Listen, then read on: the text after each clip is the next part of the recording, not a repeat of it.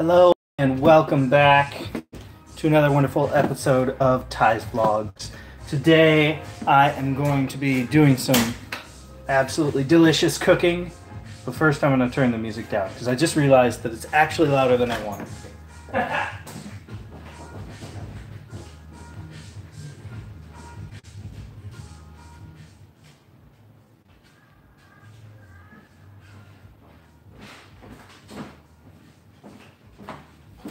That music started off a lot quieter and got much louder. So anyway, today I'm going to be making what the title says, French toast. Really simple. I have no Texas toast. I would like to say use white bread Texas toast, but that would be hypocritical because I only have regular white bread. No, really, use that if you've got it or you can get it. You're going to need a little bit half and half. Some vanilla extract. No, not the fake stuff, the real stuff. Sugar. I have here, I think it's a C&H brand. No. I don't know the brand, but it doesn't matter. It's raw sugar, but it's not the bigger granules. It's really fine, like caster sugar. It's just not bleached or whatever they do to make it white. And you need eggs. All right.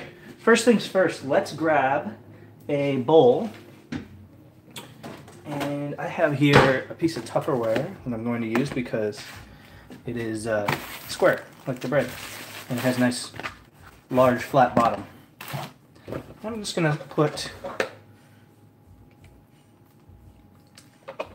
a 1/16 of a cup of cream in there, a couple eggs.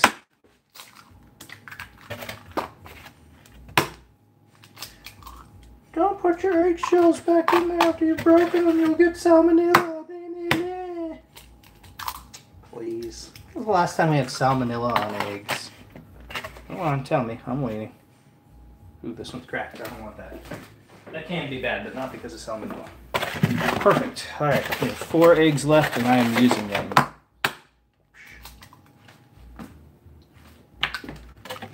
There we go. And grab a fork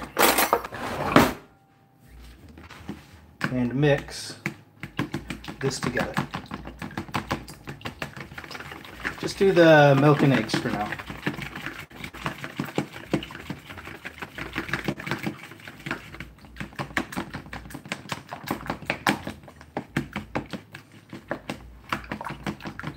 Some people only use egg yolks or egg whites or whatever.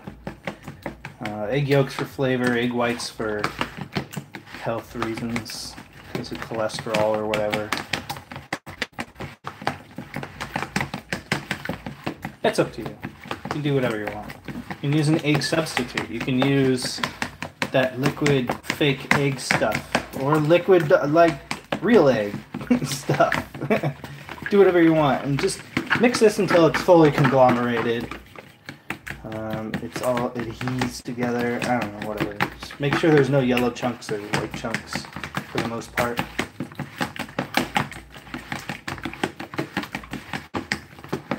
Want this really quite a smooth mixture. Let's put these little yellow pieces in here.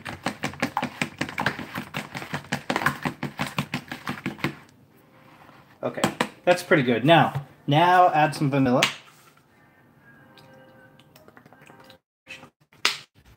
Got a good teaspoon in there. Again, same type of beating action. You're just turning your fork like that. Go fast.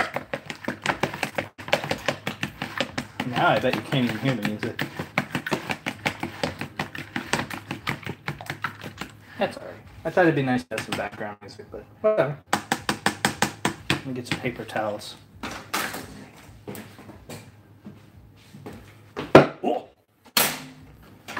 Alright. Paper towel. Right where it blocks your view. JK. Some people were commenting on this stove. Actually took some parts out to pressure wash them.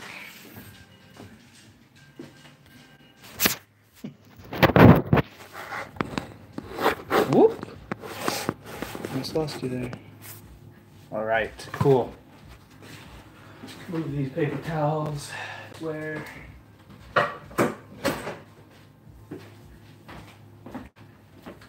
Okay, really, really simple. And we're gonna need something to fry French toast in.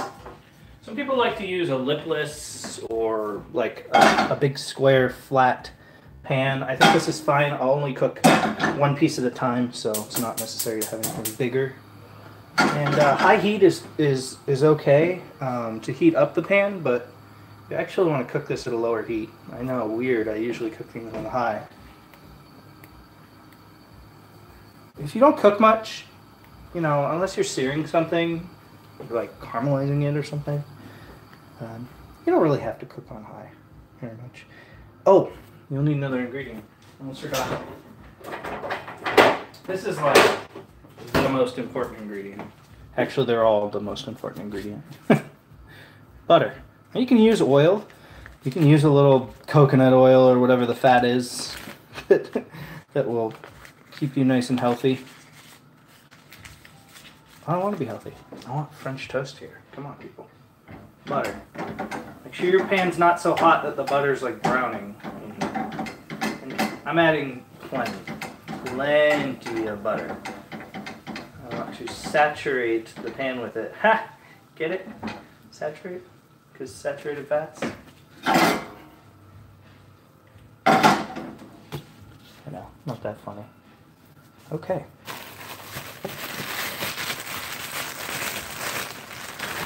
Grab yourself some hunkalunks of bread. The counter's clean, I just cleaned that too, so. Put the bread in the egg wash. It's called a wash. Alright, I have this on medium-low heat. Just going to go ahead and get that in the butter and make sure there's plenty of butter underneath it. There we go. So that's going. That's great. Now, this first side, we're only going to cook a little bit before we flip it. So let's grab a spatula for flipping.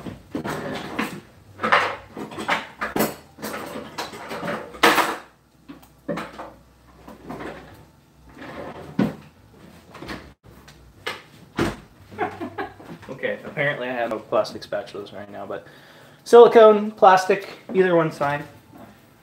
No metal. And I don't know why you'd use wood for this. It's not thin enough. But you could use wood, technically. That's pretty abrasive too. Just careful, because we're using a non-stick pan. You don't want to use metal, a metal spatula. You scratch the non-stick and it's not non-stick anymore. Get this junk out of your way. So you can see the side of a pan.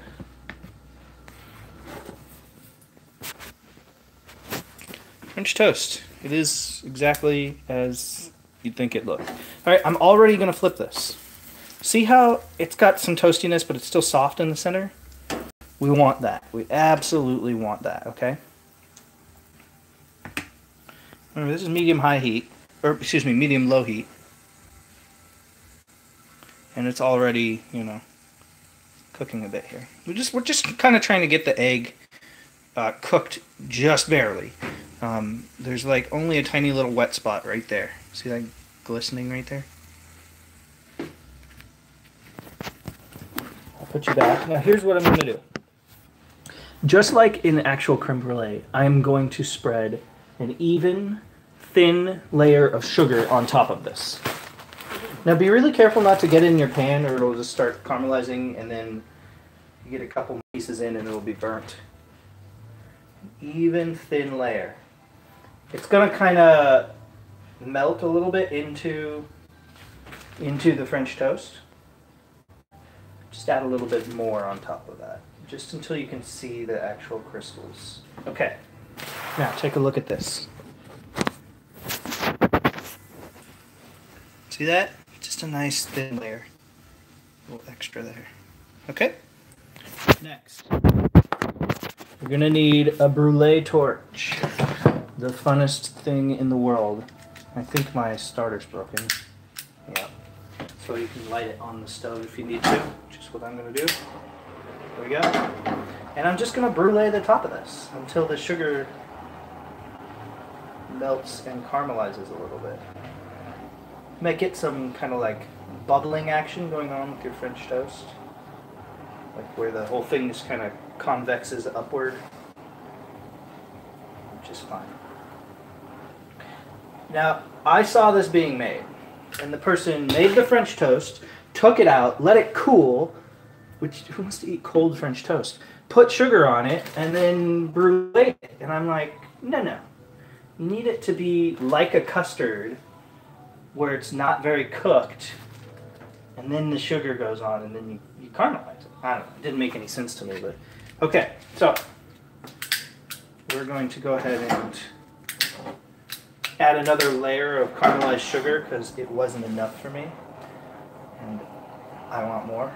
I also saw them put whipped cream, strawberries, and syrup on it, and I just thought to myself, now why in the world would you go and take this sugary, beautiful deliciousness and add other types of sugar that like override the flavors? It doesn't make any sense. So just do a little bit at a time so you don't have this like bulky amount of sugar that's burning on your French toast.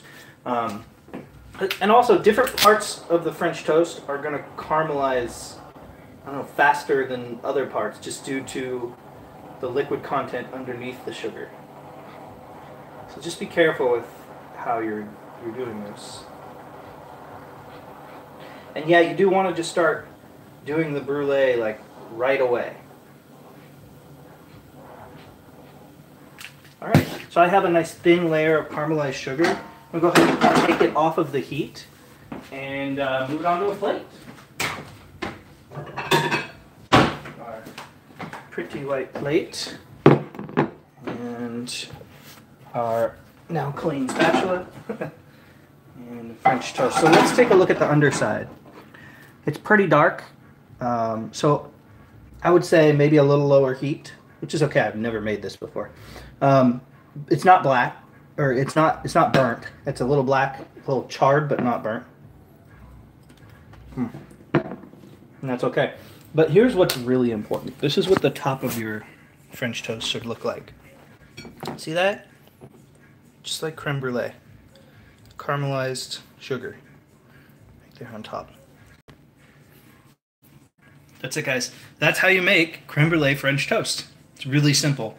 And for me, it's the morning because my dog was sick last night and my cat brought in 3 rabbits throughout the night, keeping me and my wife, but mostly me, awake. And I stayed awake with my dog for hours while he was throwing up.